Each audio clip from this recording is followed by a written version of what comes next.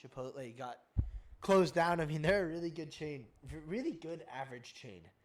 You know, that's like the best bang for your buck. So, but I guess that's what's killing them. You know what though? You know what I think's probably killing them. You remember Chipotle released that video of the automated system that like automatically administers the food to you like a robot, and I just remember the comment section was going crazy. Like everyone was like, "What the fuck? I'm gonna get the smallest guacamole portion ever." Yeah. What are your thoughts on this one? I think it's justified. I mean, this has been going on the last couple of years. You know, food prices with fast food, and I don't know if you want to consider Chipotle fast food, but it's like a fast sit-down restaurant, I so to consider speak. it fast food. Yeah, I always think that if it's drive-through, it's fast food. If it's not, it's not. But to answer your question, you know, I think the raise in prices. I think that's the reason why there's some rumors of it possibly having some, possibly being bankrupt. It's just too popular. It's too popular for Yeah. it to be bankrupt. Everybody eats Chipotle, I feel like. Well, you know what? Have they been raising their prices? Like I feel like They have been. They have been. yeah, I mean that kind of sucks. I feel like inflation has killed fast food. Like, bro, isn't a Big Mac like? I mean, I haven't been to McDonald's in a minute here, but isn't a Big Mac like over $10? Dude, yeah, it's Like we're a talking. meal is like what, $14, $15? Yeah, that's crazy. We're talking about McDonald's here. We're talking about McDonald's. You know, yeah. we're talking about fast food.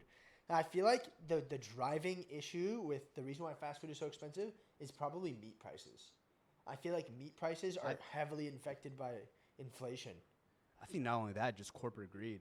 I think every year when it comes to those corporate meetings, start of the year or whenever they have them, it's like, okay, we have such and such goals to meet, and they never want to take a step back due to the increase in prices. Like, you think about how a company works. They're always trying to improve year by year because the shareholders, stakeholders, and so it's not by any accident that if they really had the customer's best interest, it wouldn't be increasing year by year as it is today, but Yeah. it is, and that's the reality situation. Yeah, I know. I feel like a lot of these big corporate greed, as you're saying, all these big corporate companies, they're not eating the inflation. Like, I feel Yeah. like they should just eat the inflation, the higher costs, to keep the prices low for their customers.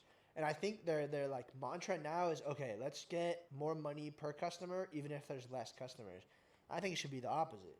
Like during times of high inflation, they should drop the prices and try and get more customer volume. You know, but No, completely right. Another good example of this is the U.S. men's national team.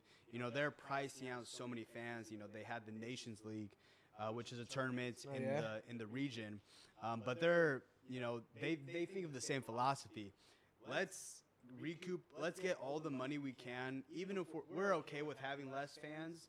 But let's charge everyone $110 for a spot in the stadium for a Nations League matchup, and it's not good for the sport, right? Very similar to this situation. It's just not good for. Are they dealing with a lot of like, I've heard that There's a lot of backlash. I've heard that when there's a stadium that's not full, they don't televise it.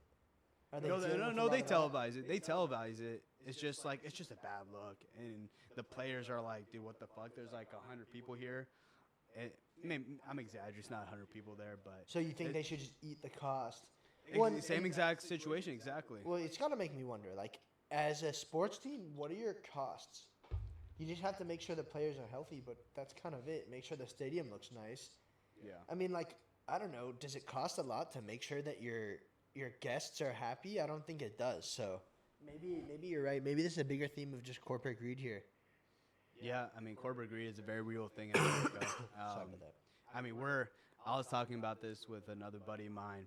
Dude, in the United States, we work more hours than any other country, and it's not even particularly close. Really? In Europe, I mean, shit, you've been to Europe. I haven't been to Europe, but just from what I heard, they stress a lot more about work-life balance. Like, that's an actual thing there, and they actually preach that. Here, it's exact opposite. They don't give a fuck. If they wanted to, they work you 6 days a week, 10 hours. Yeah. But Yeah, and I feel like with all this remote work, it's like good because you get the flexibility of being able to work in a comfortable spot. But now you never get days off. I mean, think about it. Yeah. You can be sick and you still have to work from home. But maybe that's a good thing. I mean, that's why USA is on top. We work the hardest.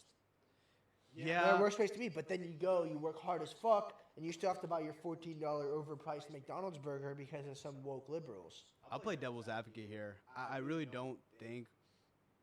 Now, granted, I'm not trying to say the hours we work isn't the reason why our GDP, why our economy is the way it is, and why the U.S. is where it's at. Yeah. And, on top of the world when it comes to producing things.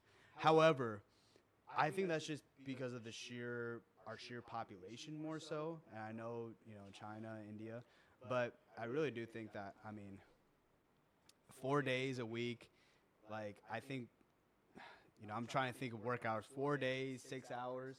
I think that'd just be better. I'd honestly work better, those 4 hours. days on, 3 days off. 4 days, 3 days off, 6 hours. Just thinking about it, man, I would just be a lot more productive. Yeah. Like, no one could really realistically work 8 hours and go 100% for 8 hours. For real. No, I totally feel like sometimes a good 2-3 hours of just locked in work is better than 8 hours of just average. Like focus. mediocre work, half-assing, 100%. Like you can get a lot more done in those 2 to 3 hours.